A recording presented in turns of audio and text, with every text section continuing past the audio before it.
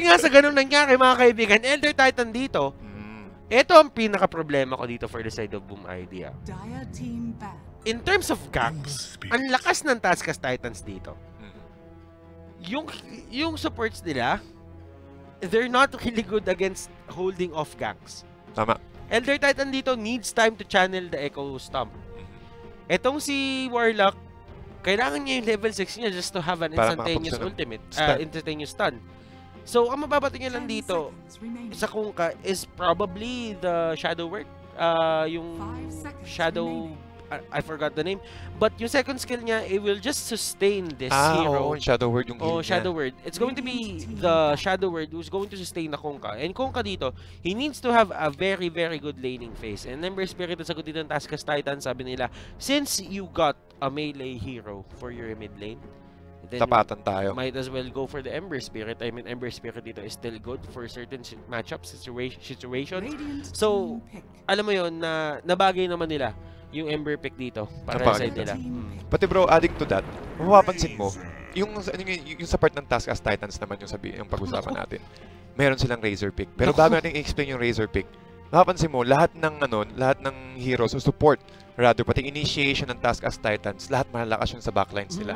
Napansin mo, kaya nila pinik yung Elder Titan. Si Elder Titan, pwede niyong gamitin yung kanyang Astral Spirit eh. And if you use the Astral Spirit correctly, pwede niya ilagay yung Astral Spirit sa backlines at saka siya mag-Echo Stamp. And that should be enough for at least to cancel the Fiend's grip of Bane just in case na meron silang mahuli. Alam mo, men, gustong-gusto ko yung Razor pick dito. Kasi ang iniisip ng Boom ID dito, let's go for a damage amplification lineup na kaya natin mag-blow up ng kahit sino. Okay na okay yun.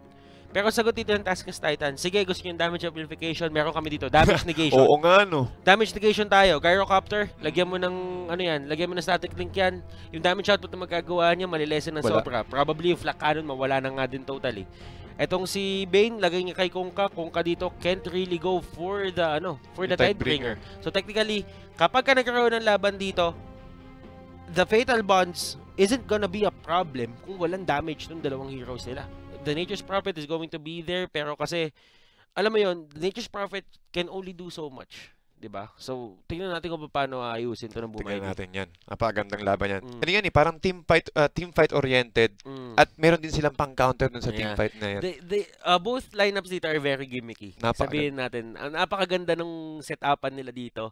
And technically, kung sino makapag-execute ng plano nila dito ng mas tama, siya talaga yung mag-dominate ng game. Kasi, alam mo, yun talaga yung pinaka-problema ko eh. Bane dito, well, just go for the Infable and the Kunkka and... Wala na. Sige, sige, Infable sa'yo. Tapos yung kay Gyro naman, sige Razor, ikaw na bahala dyan. Ilagay mo sa ating link yan. Tapos sabihin natin dun sa late game 1.5 Tidebringer, seconds. 1.5 Lagyan ka ng lagyan ka ng Infable.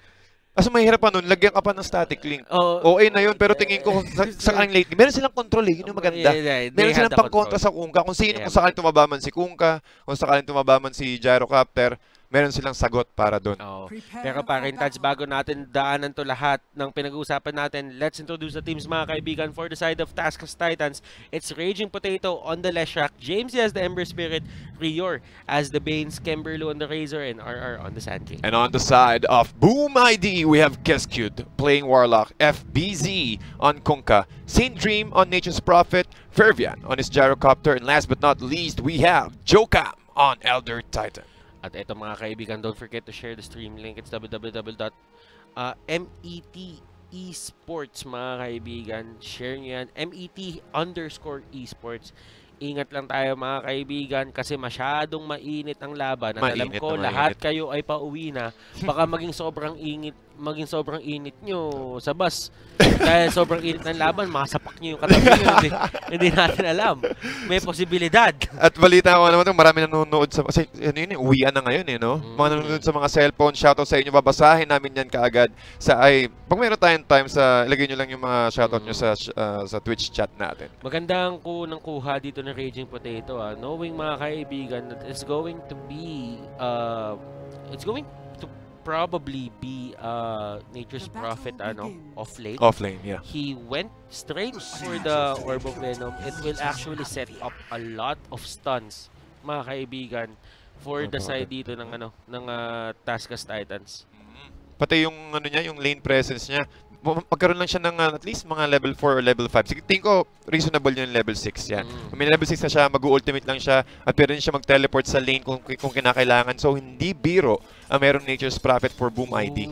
So, oo nga naman pala. Mas madaling patayin ng Kunkka, knowing that Kunkka is a strength hero. So, technically, kapag mahawakan siya dito ni Obib, si Bimbo. Wala talagang takbuhan, searing chain, kakain talaga ng mumugto. Just Bimbo things, mga kaibigan. Mukhang magkakaroon yata tayo ng Courier Snipe dito. Raging Potato looking for a good opportunity to catch this Courier, but kailangan niyong magawa yan before the 3-minute mark. At FBZ versus James Seattle. So, meron agad siyang Tidebringer. Kapag, tingin ko sa una, parang heavy relying sila sa levels eh. For example, si Ember Spirit, once na nag-level 6 na siya, mahirap siyang hulihin. Meron din siyang burst potential with the magical damage from the Remnant. And si Kunkka rin, once na may ghost ship na yan, andun na yung setup ng ghost ng boat eh. Pero eto, naku po si James dito ay nabigyan, pero it won't be enough to take down yung flame guard dito ni James. Na torrent dito, yung damage niya isn't that good at level 1, but still, eto si RR getting caught out. Ang Sand King niya dito ay naipit at maiipit pa talaga siya dito. RR going back in. Wala naman siya pakialam kung matago siya dito eh. Has the Barrow Strike to get out. He just needs to put pressure, mga kaibigan. Kung takutin mo na lang, ang dapat mo takutin dito. I-zone mo na lang yung mga enemy heroes. Kung papansin mo, yung sila eh, almost sumulubsob na sila sa pinakaloob ng tier 1 tower. Pero napaganda. As long as you're able to pressure the core heroes and also the lane, kung sino yung mga nangangailangan talaga ng level, pati farm, once na pinafocus mo na yan, matatagal, madedelay mo yung power spike nila. I actually like yung idea dito ng Taskas Titans going for the aggressive dry lane setup. Well, technically, it's a dual lane setup. Pero kasi, once na si Bimbo umakyat dyan and they get enough kills, they actually have access dun sa may likod ng Kunkka. So, ang dami nilang space na nako-cover bigla. Tama. Napakagandang opportunity for them to gank this Kunkka. At yung sabi mo nga kanina, talagang pwede nilang i-delete to si Kunkka na mabilisan. Yung kung sakaling bumawi man siya, yung attack damage niya talagang napakaliit na lang with this Enfeeble. And Flame Guard, mga kaibigan, pwede spam dito syempre with Arcane Rune. Kahit yung Searing Chains, sobrang liit ng niya. Cooldown. Sabihin natin yung mana cost din, pero eto, nagkakaroon ng konting balugbugan din sa may baba. Saint Dream de Lucas dito, going for the Lash Rack. Eco-Stamp tumama pa. Naku po, napatulog dito. Raging Potato, mga kaibigan, trying to run away. The stun, hindi naaabot, mga kaibigan. Jokam dito, trying to run away. And Saint de Lucas, using the base damage output ng isang Nature's Prophet. Alam mo, yan yung isa mga heroes talaga na mataas eh. Get an Talisman, you're probably gonna get 70 damage, right click, and yung attack animation niya sobrang bilis. Sobrang bilis pa. Bilis na. Pati yung adding to the point yung sabi mo kanina, yung Orb of Venom. Diba sabi mo, Brad Batters, yung Orb of Venom slow, that should be enough, parang slow or disable para lang maka-dish out siya ng sobrang daming normal attacks. And he can also utilize those strengths to body block enemy heroes who's trying to run away from him. At mainit, mga kaibigan, Taskas Titans dito. Sila ay nakuha ng isang kill, but that doesn't really mean na nasa driver's seat na dito ang Boom ID. We're only at our laning phase, and kailangan pa dito ng mga heroes ng Taskas Titans to get their level. Kasi once they get their levels, they can actually go all in for a team fight dito. Matic, agad dyan? 5v5. Habang sa mid lane, FBZ almost going down, but there's a Shadow Word from Gascute. We're not done yet. Saint Dream is also there. They're trying to focus on Raging Potato. Trying to head between the 3 lanes. He's able to run away. Echo Stamp will not connect. And it might be Raging Potato running away from this attempt. And also buying time. Yung sabi mo nga kanina, bro, yung Enfeeble, hindi makabanat si Nature's Prophet. And looking at that, 26 damage yung meron siya dito. Nabawasan mo siya. Napa-4 mo yung niya. So, technically, yung 90 damage mo, nasa 71 na lang. 71 And that could have been the killing blow. Pero eto, 2-man stun, mga kaibigan. Nahuli pa dito ng Split Earth. Nakuhuli si Leshrac, mga kaibigan. Huli naman si Leshrac kasi FBC nasa likod. Tinamaan si Raging Potato. Raging Potato will go down. RR looking for another kill here. Saint Dream, nice double man barrow strike from RR. Jokam still trying to run away, but there's Rior on the back lines. 4 seconds, 5 seconds. 3 seconds for the next barrow strike, and they will still chase. However, meron ng high ground na si Jokam eh. Hindi sila magpupursue kasi siyempre sobrang ingat sila, baka maka-counterpick pa sila. Meron na alam mo, it's too risky. The Kunkka is still there. nasa vicinity pa rin siya. So kung can just come anytime, just use a torrent and stop yung full-on aggression dito ng Taskas Titans. Pero dito si James, yung naku po, tinamaan ng Tide Bringer. Alam mo, ang apoy ay mahina sa tubig. Napakagandang punto, Brad. Napakaganda. So bagay, totoo nga naman yun. Totoo naman. Totoo naman. Pero wala kasi tayo mga element dito. Kung may element tayo. Kumalay mo, magandang idea. Alam mo, pakiramdam ko kung may element tayo dito, di nang isay na buong magdamag dito si Kungka sa Razor. Yun na yung pang Dota 3 tol. Pang Dota 3. Trademark yan. Tandaan nyo, si Butters ang nakaisip niyan. Pokemon Simulator.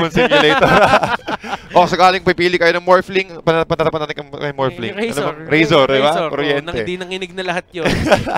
Ngayon nyo lang nakikita yan, talagang solid yan. Mineski TV, dito lang nyo lang makikita yung mga ganyang klaseng analysis. Out, mukhang tinamaan na naman Raging Potato with the Earth Split. Fervent trying to run away, but again, the damage output. And as long as they're able to force this gyrocopter, however, James C, one more hit, but he is able to TP out. Rior will be the one who's going to assist James C to run away. St. Dream Lucas going in.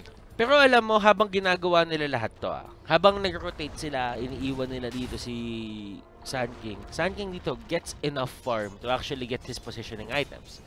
Is getting closer to his level 6. Kanina, sobrang pressured nila dito sa may baba. Ngayon, yung pressure na yun, nalipat sa mid. So, technically, mga kaibigan, si Fervian dito ang susunod na target. And Dream Lucas dito, going in. Pero yung damage output na huli. Boom! Sa pool! 2-4-1 exchange on the side of Boom ID. Grabe talaga yung teamfight na yun. Alam mo, min, kanina kausap ko si Ravage at itong Clash Course. Yeah, kausap ko siya kanina. Ang sinabi niya sa akin, min, yung RAM daw talaga, yung pinaka-selling point ng isang dito, pero mamaya natin pag-usapan ng selling points dito, Yufera. Si Perbian pala, hindi pala si Yufera. Going in, mga kaibigan, doon sa may 3 line, just to dodge yung gank attempt na gagawin din ng Taskas Titans. Ang aggressive ng Taskas Titans dito. Sobra, tol. Pati tingin ko dyan, kapag nagkaroon na ng yung ganyang pressure na ginagawa ng Taskas Titans, they're just trying to poke kung gaano kalakas yung damage nila. Kung enough na ba to? Kung hindi pa enough, sige, bili tayo ng oras. 1 minuto pa ulit para mag-farm kayo, then subok ulit. Habang nangyari ang bottom lane, Jokam, may clarity itong matatamaan niya si Jokam. Uy, it will cancel, but here comes the NP response. St. Dream Lucas and FBZ, Raging Potato, will be punished. Going inside this tier 1 tower on the bottom lane, but where's the follow-up? Merong smoke plays. Mukhang makakahabol yata sila, mukhang hindi na yata. Nako, si Ember Spirit dito tutulong pa ata. And they will just go for the mid lane. Alam nila may mga nagtipi na dito. Rio, level 4 siya dito. And James C going in. Uulihin nila to, mga kaibigan. Rocket Barrage being used, but the homing missile is still there. The one charges will actually save him. Naku po si James. Ay, hindi. Wala na to. Isang banat pa. Uy, nandun yung Shadow Word clutch from Keskute. Napakaganda. And Rior will be punished or might go down. Again, mukhang lalaban pa rin sa Gyrocopter trying to provide some additional damage. But Rior will go down, man. And people, mga kaibigan, getting used, but it won't be enough to actually save him. Ay, my goodness. My goodness, ang init ng laban natin dito. Pero Boom ID is definitely getting yung kanilang skills dito. Mas nagagamit nila mas maayos kay Emberlu. And St. Dream Lucas, mukhang hinahanap yata sila. Yung sakit ng Eye of the Storm, Brad. Kitang-kita nila. Pati yung Eye of the Storm kasi, meron din silang damage reduction yung Eye of the Storm. Yung armor reduction ng Eye of the Storm. Kahit anong ikot mo dyan, kahit anong jukes mo dyan sa 3 lines, kitang-kita ka namin. Napakagandang attempt for Taskas Titans to take down this team. And technically, paring Tans, hindi rin talaga armor heavy yung lineup dito ng Boom ID. Ang ginawa lang talaga kasi nila, harap-harap ang damage to. Harabasan to, mga kaibigan. Hampasan yan. Hampasan talaga to. Kumbaga laban kung laban to. So technically, paramdam ko, isipin natin yung game na to matatapos 30 minutes. Ganun yung pacing ng laban na to eh. Kung umabot ng 30 minutes yan, Brad, tingin ko sa ganyang phase ng game, more on aggressive plays ang Taskas Titans and also Boom ID taking their own counter plays. 30 minutes, tingin ko mga nasa 4 core items na yung mga cores ng both teams na yan. And depende nila, mga kaibigan, sino ang pinaka-unang tutumba dito, mga kaibigan. Kasi medyo ngayon nagsasucumb yung Taskas Titans eh. They're making questionable plays. I mean, Bimbo dito just being very aggressive, staying doon sa may gitna ng hello at paalam, mga kaibigan. Hindi, nandun siya sa gitna ng tier 1 at tier 2. dito sa may taas, pero nagkakaroon ng engagement doon. Warlock dito will go down. And ang ganda ng rotations na ginagawa dito ng Boom ID. Kasi technically, kailangan din talaga ng mga support sila, pero mamaya natin pag-usapan yan. Parang mukhang tumatakbo. Kasi ito yung ginawa nila eh. Okay lang siguro na mamatay si Sand King doon kasi nakuha niya si Warlock. Warlock, kapag nagka-level 6 kasi yan, Brad, doon na yung ano niya eh. Kumbaga parang, itong Warlock na to, para ka lang sa heal, pati para ka to disable. With that epicenter, tingin ko, sulit lang din yun eh. Oh, sa taas. FBZ, mega kill man. Jokam dito mga kaibigan. Ang ganda ng synergy ng isang Elder Titan sa isang Kunkka. I mean, it's one of those setups na kaya mo igitna lahat ng kalaban na nasa vicinity ng Earth Split mo. Earth Split, yes. You can just go in with the boat. And yung torrent mo, it's going to be enough to burst them down. Ganun siya kainit, ganun kaganda yung synergy nila. Pero ang problema naman kasi pare, sobrang mobile ng ibang heroes dito ng Taskas Titans and they have a lot of saves. So technically, medyo tall order para makuha siya. Pero if they get it, they are just going to stomp on the lineup dito ng Taskas Titans. When preparation meets the opportunity, habang top lane naman, Gyrocopter will get caught. He will also use his call down. At yung ultimate ni Warlock, but Skemberlu, they will just disengage. But then again, dalawang ultimate na agad yun, Brad. Mas mahuhuli sa top lane. FBZ, uy, ito na yung ghost ship. Yung Ram, makakatakbo yata siya. Yung Earth Split, mga kaibigan. Napakasakit. James, he tried to run away with his Remnant, and he's able to, but the homing missile is still there. Try to TP out. Mukhang makaka-TP yata palabas. Ay! Naku, tinamaan ng missile pa rin, mga kaibigan! Lahat ng artillery, mga kaibigan, nasa side dito ng Boom ID. But still, si Razor dito ay nahuli. Si Skemberlu ay inipit sa may puno, pero RR dito going for the epicenter. Pumasok! Lumapad! Pinoy Pride, mga kaibigan! Naku! Ay! Uy, naku, mukhang nagkano yata, mukhang umikot yata. Ito na ang puno, makakatakbo ka ba? Ito na ang rest back, James C. Uy, meron pa siyang Remnant. He will go down. That's one down. James C looking for a good opportunity. The barrel strike from SK. Naku, malaking kill to. Uy, grabe, turn around ng Boom ID, tol. Ibang klase. Alam mo, lahat ng heavy artillery, mga kaibigan, nasa side ng Boom ID. Meron kayong barko. Meron kayong missile. Naku. Napakasakit talaga niya. Pati, bro, pansinin mo yung pa lang yung unang clash natin. Ganun kaagad ka-impact yung mangyayari. Isipin mo pa pag tumagal pa ng mga 20 minutes, 8 minutes from now. Once nagka-item na yun, tingin ko tagang salpukan talaga. Alam mo, men, kanina yung nilagay natin, paring Tads, theory crafting kasi yun eh. Na ang kailangan kasi tignan dito ng Taskas Titans, kung paano nila talaga i-execute na malalagay nila yung feeble nila, paano nila masa-static link yung Gyrocopter. So, ngayon, hindi sila prepared dun sa laban na yun. Technically speaking, nabigla sila, nabigyan dito si James C, naipit si Earth Splitter, kinain ng barko, tinamaan ng missile, parang World War yung tumama dun kay James C. Ang dami nangyari sa kanya. Tagang kinain niya talaga lahat. Pero, giving the fact na kasi napakahirap nga naman kasi talagang hulihin ni Ember Spirit eh. Andiyan yung remnant niya. Pero pag nahuli nila, that will be a very good play. Kahit ilabas nila lahat ng ultimate nila, basta ang main priority natin is yung Ember Spirit.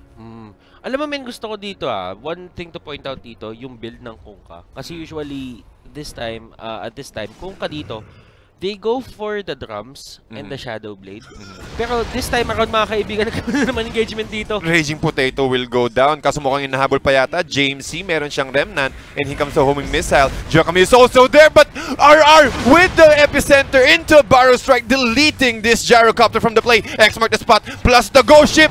Top pull na naman. Kaso may Nightmare save, pero hindi siya mabubuhay doon sa Armlet Toggle, plus the Tidebringer. Pero hindi pa rin tapos, mga kaibigan. Rior with the X-mark the spot. Keskut is also there, and Keskut will be the ones going to take that kill. But I think that's the end of it. 3-4-2 exchange still in favor of Boom ID on the bottom lane, man. It's all about the wards, paring Tads. Kung iisipin mo yung wards dito sa side ng Taskas Titans, they have it on the other side. Hindi sila prepared sa kahit ano dito. FBC will go down. Keskut, mga kaibigan, will be the next one to go down. Jokam dito. Sila ay lumalaban. Sila ay pinipilit, mga kaibigan. Pero Jokam trying to fight. Pero Skemberlu dito, tumatrabaho. Inaabol niya din si Sage. Kita ka, sir. Ang sakit! Ultra kill! Skemberlu, man! Grabe yung ano nun. Sige Lamang kayo after ng clash. Pero hindi pa tapos, pinahinga lang namin kayo. Hindi kayo ready sa Razor at yung Razor, mamen. And probably those were kill streaks. Oo. So, ang laki ng gold bounty nun. Ang laki ng gold bounty nun. And going back 2K gold swing, Brad. 2K gold swing. Ako. Going back to what we were talking about earlier, yung build ng Kongka dito, the armlet of Mordigian. He went for it kasi yung damage output nito ng Taskas Titans, they're not really bursty. Parang residual DPS lang talaga to na unti-untiin ka hanggang mabubuhay kayo. So you can actually play with it with the armlet of Mordigian. Pero kapag may burst damage kasi silang nababato, you actually go for the drums for the extra health. At the same time, you need to go for the Shadow Blade din for the extra damage. At the same time, it's escape mechanic rin sa'yo, di ba? So ang ganda ng ginagawa ni FBZ dito. Perfect item build up mga kaibigan. So talagang situational. Kung naglalaro kayo, wag nyo laging sundin yung guides. Yeah. Mag-itemize kayo depende sa mga hero nyo, pang-counter, kung pang-catch. At nakikita nyo naman, napakaganda. Tulad nga pagkakasabi ni Brad Butters, tinatagal nyo lang eh. Doon mo makikita yung reflexes mo kung gano'ng kabilis magtagal. At it will be worth it. Alam mo yun, paring Tads, considering pa yung lineup nila dito is very damage heavy, pero may nabigyan dito. And epicenter, lahat ng ultimate ulti nilabas. Iyak talaga. Hinawakan na lang, wala pa ng armlet toggle. Sige, armlet toggle mo to. Naririnig tayo, Brad, naririnig tayo. Ay, naku, may armlet pala yun. May armlet yun eh. Ito sa'yo, tulog. Finn's Grit, tapos epicenter. Talagang punit talaga, punit. Pero paring Tads, kailangan pa natin makita si James dito na gumalaw. Si James dito ay medyo nasa alanganin, pero si James dito, naku, walang remnant palabas! Lumaban mag-isa, mga kaibigan! Oy, Earth Split. Ito na ang Earth Split.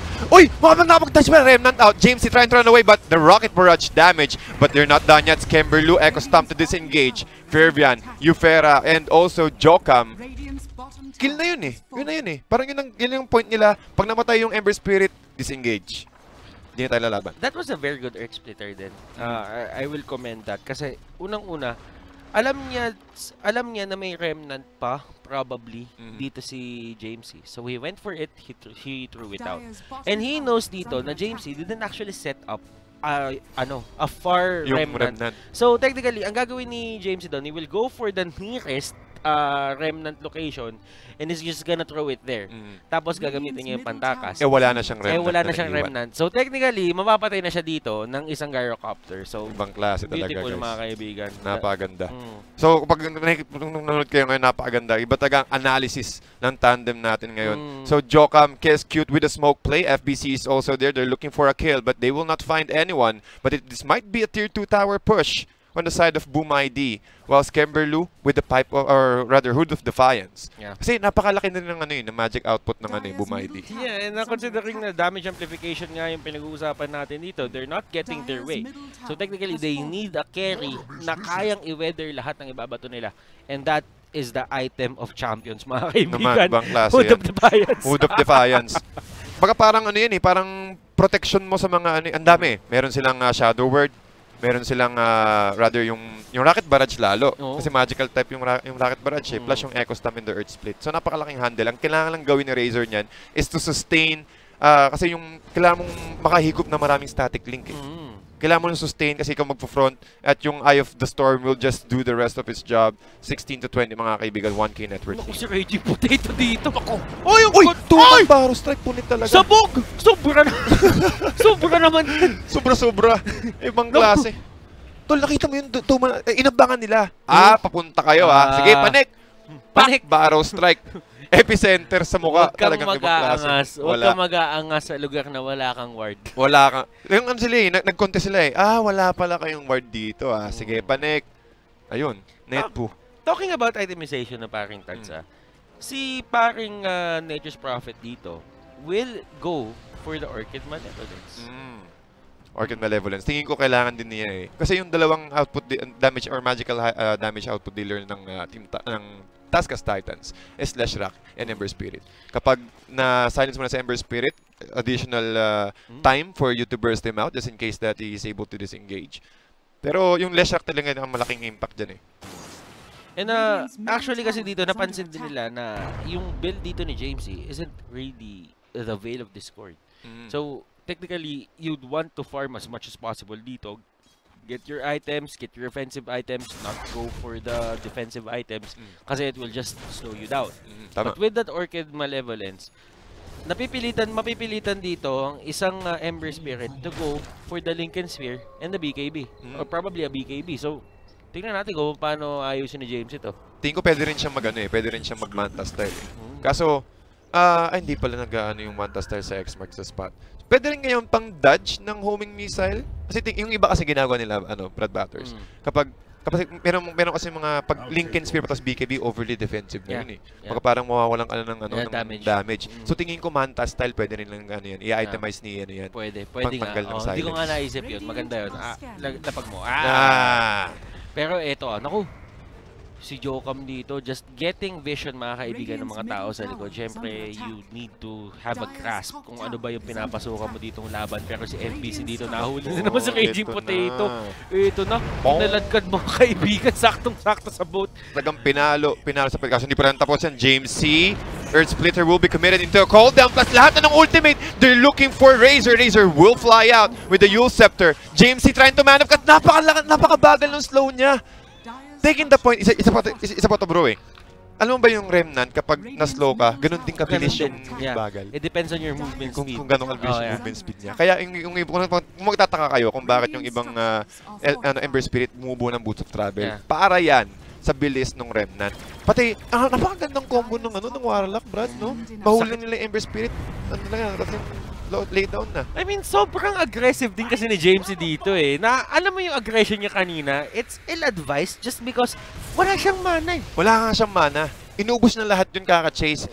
Pati 3 versus 1, walang malakas sa marami. Alam mo yung pakaramdam na papasok ka doon, babato ka na sa Slide of Fist mo, babato ka na Searing Chains. After nun, sige, next clash. Next clash na lang ulit. Okay na. Pati tingin ko hindi nila hindi nila na-anticipate. Pati meron ding advantage yung bumay dito kanina. Pare, sa totoo lang, kanina pa talaga eh. Kanina pa talaga nangyayari ito eh. So, they should really try to get a grasp kung ano ba talaga nangyayari kung kapag ka nagkakaroon ng aggression dito si James C. Kasi, it is heavily punishable to go in with the Remnant.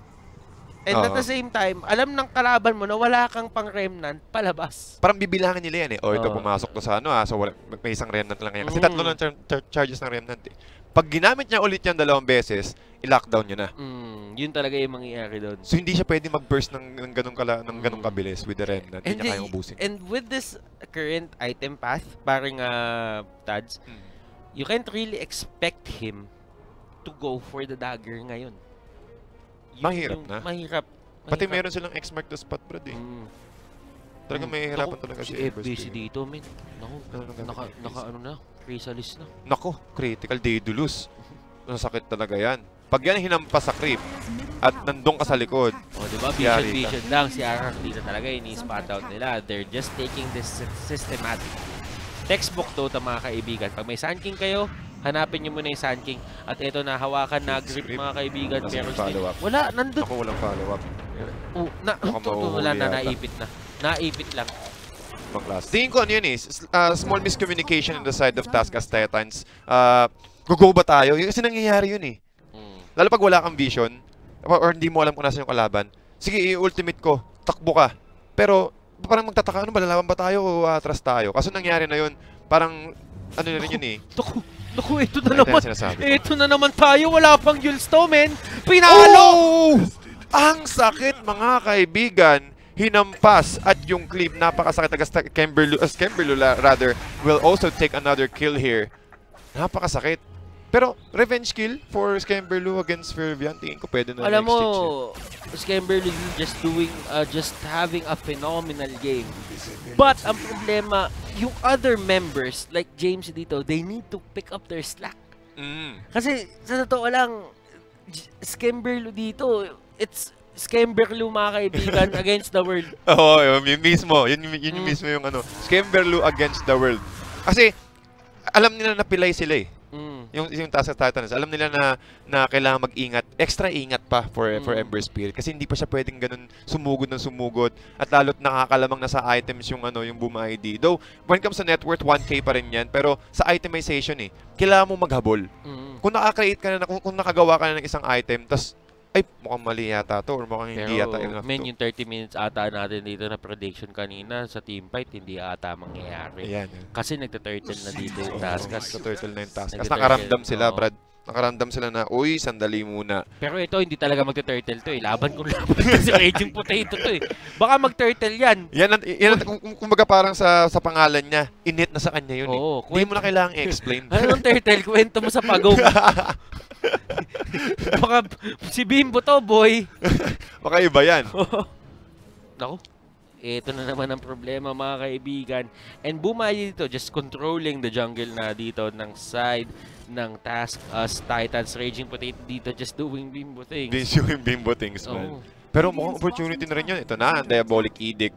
Taking down or pushing a lot of structural damage in this tier 3 tower. Nasaan yung Nasaan yung backup ng Bumay? Almost 60% HP. Oh, Yule Scepter, but there will be a Earth's Plate. Oh, yung Epicenter. Oh, napakagrabe naman yun. Okay, meron na silang momentum. Wala rin silang Epicenter. Ang gagawin ngayon ng Boom ID, titingin ko magde-def lang yan. They're trying to pressure some or Taskas Titans were trying to pressure some of the Boom ID heroes to go on the top lane and prevent them pushing other lanes. And it will give some space for Ember Spirit to farm for his next item. Tama ka dun. And si Ryu dito is putting up wards. They don't really want Boom ID dito to have a vision or to have a glimpse ng kanilang jungle dito. Kasi it will give them an idea lagi na Taskas Titans dito, they want to go for the push up top. Yun talaga yung pinaka-iniiwasan nila dito eh, na kapag may vision doon, na sabihin natin na nandito si Jamesy or nandito si Kemberlu, they can actually go for Raging Potato ng isang mabilis just because meron silang Nature's Prophet dito. Yun yung power ng isang Nature's Prophet talaga. Yung rat potential niya pati. Oh, top lane, Fervian taking a lot of or rather, reduction from the attack damage. Oh, ito na, binigay na lahat. Kala mo ba makatakbo? Oh, Yule Scepter! Yule Scepter, but he's able to run away. But then again, man, that's a lot of ultimate. While on the bottom lane, Ghost Ship will also be used. But Jamesy will take down FBZ for 338 gold. And this might be another objective taken out by Taskas Titans. Pero eto na, Jamesy, mga kaibigan, they're being very reactive. And that was a very good reaction then, mind you, na napatay nila yung Kungka dito and they can get the tower.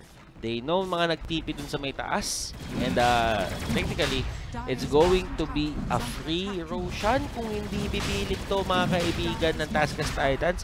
They can actually go for it, pero kasi medyo risky. Si Skemberl dito, yung top net worth nila, ay wala. Tumba. Napakalayo. Uy! Mukhang Elder Titan. Ang ginagawa lang yun ni Jokamis, ini-scout niya lang kung meron pang papasok sa side na yun habang kinukuha nila yung Roshan.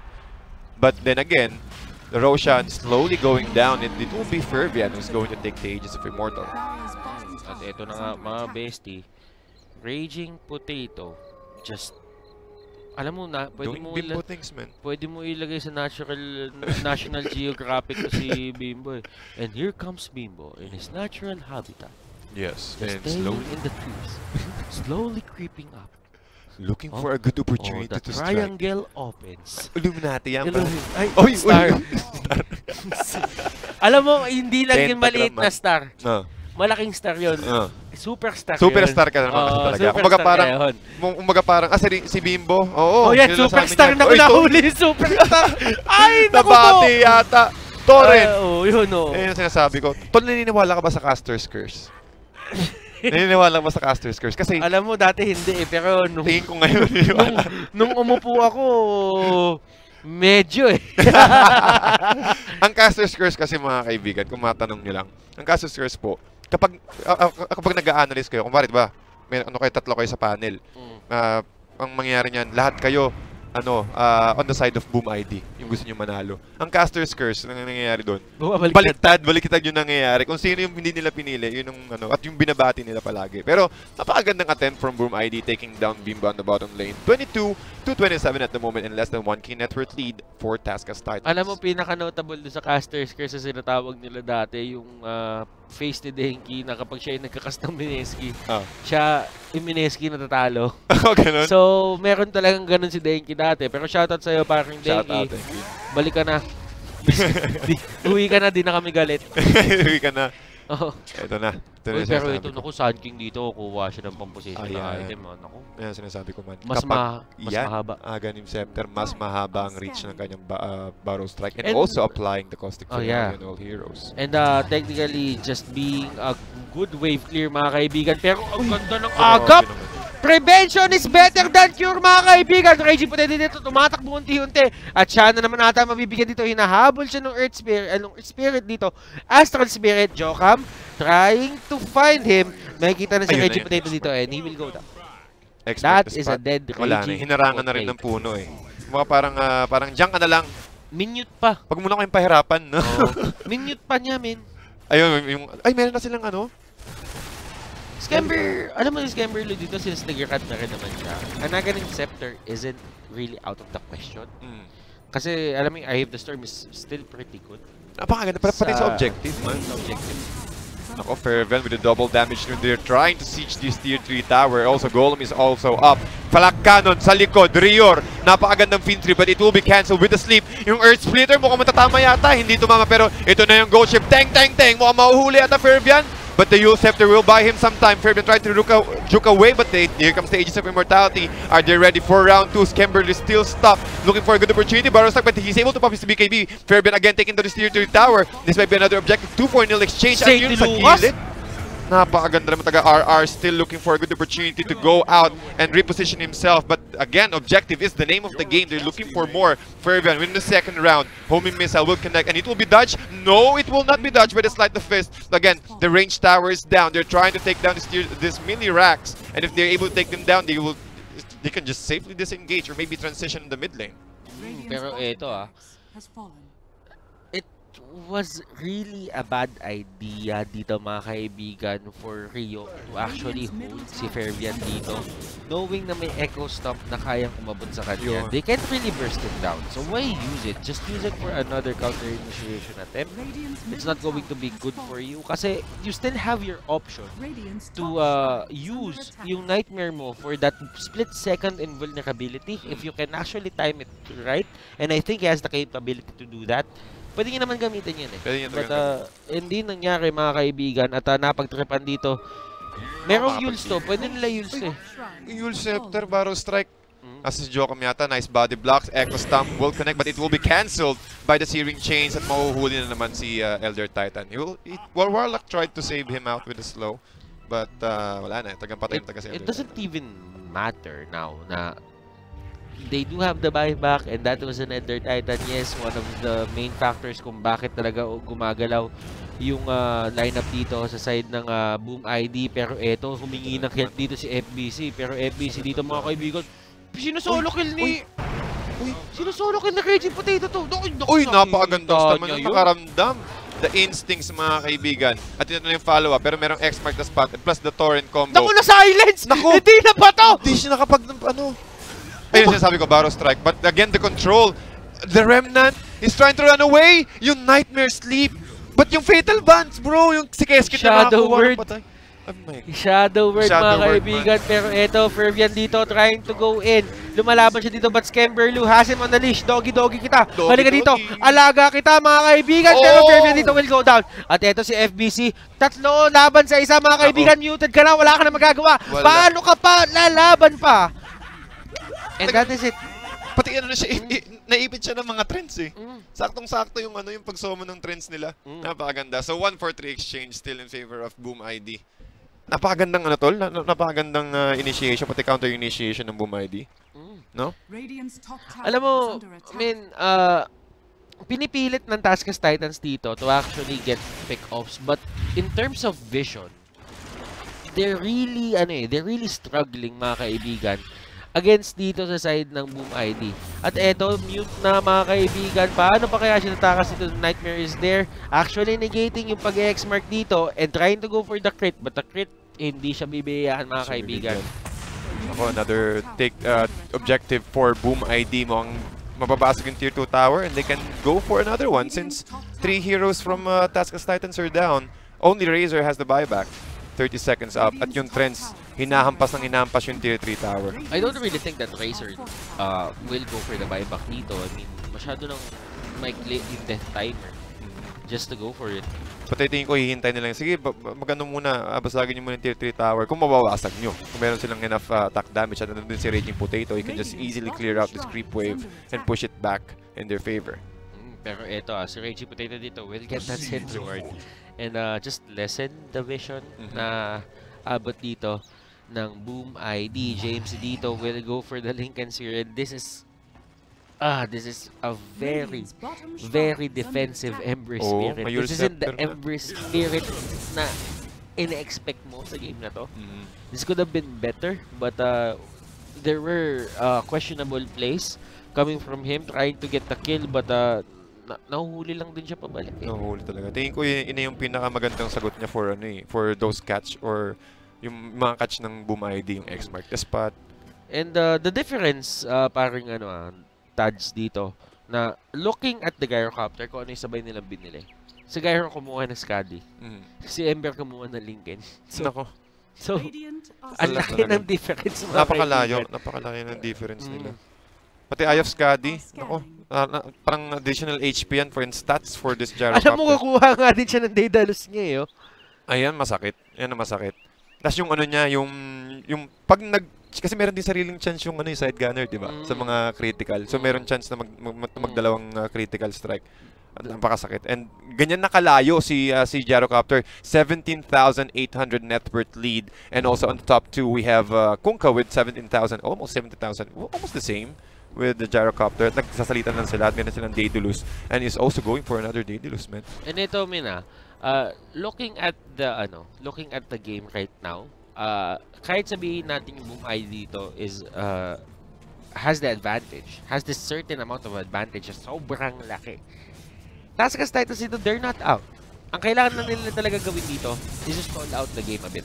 Kailangan nila dito si JMC na makapalo talaga ng todo-todo, makapag-slide of his ng todo-todo, and that will be enough to actually stop dito yung lineup ng Boom ID. I mean, in terms of catching heroes naman dito sa high ground, it's going to be very hard for them kasi yung vision naman dito is magiging sobrang limited lang unless ipapapasok mo yung Nature's Prophet dyan. And if you put the Nature's Prophet inside, you're going to have a hard time getting out. Nako, mahihirapan talaga sila lumabas doon. Kasi habang nangyayari yan, Task as Titans looking for smoke play. They're trying to rotate behind or within the jungle part of the team Boom ID, Raging Potatoes, leading the lane.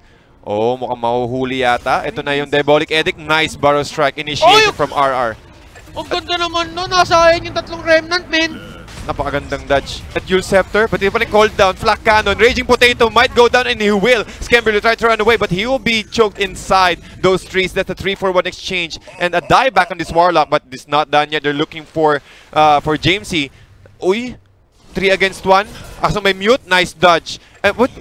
Napakadami nilang disable, tol. Meron silang mute, meron silang Orchid Malevolence. Talagang mahuhulit talaga nila si MP. And sadly, mga kaibigan, the mute was used to actually negate yung Lincoln Spear para mawala yung Lincoln Spear and they will go for the silence. But it wasn't really necessary. Looking at this, mga kaibigan, RR dito, this is a dead sacking and I think this is it pansin. Yun na. Bumaro strike muna bago mamatay. And it will be a team wipe for Boom ID, and they're now looking for objective. Both tier 1, or rather the top lane and also the mid lane, tier 3 towers are now being sieged at. They're looking for Raxus, and it might be a mega creeps for Boom ID. And alam mo yun, pre, na they don't really need the mega creeps. They just need to go for the GG push. And GG has been called, mga kaibigan. Alam ng Taskas Titans dito na they're gonna go straight. Iniisip ng Taskas Titans dito, baka pumunta pa sila doon sa may baba. They're gonna go for the mega creeps, but kung nakita nilang pinalo at kung may rekta, that is GG. Talagang tatapusin talaga nila. Napakagandang play for Boom ID. Napakagandang play for Boom ID, dominating the game. And also, yung power spec nila nakakuha nila yung magandang entrada kung kailan papasok, and also talagang nahihirapan din kasi si Ember Spirit si Jamesy, na-control si Jamesy. I mean, yung Ember Spirit na yun, to be honest, he made his life worse talaga din sa game na to, na mahirap na nga yung game na to para sa'yo. You didn't have to make it worse for yourself. Pumasok siya ng pumasok, na re-engage siya na re-engage. They wanted to get the kill on the gyrocopter. Masyado siya nag-tunnel vision na I can actually get the kill on this hero. Kaya niya naman talaga. Kaya niya. But, hindi niya kakayanin kung merong warlock dun sa may likod o merong ibang tao dun sa likod, sabihin natin Elder Titan sa likod na biglang tutulong na lang. At kaya siyang kaya siyang patayin pabalik with the upheaval and stuff na nababato pa nila. Plus one pa yung Nature's Prophet na pwedeng pumunta o tumulong sa kanya. Pati, tingin ko talagang naunahan sila sa item eh. Kasi mapapansin mo, nag-magic build na si Ember Spirit.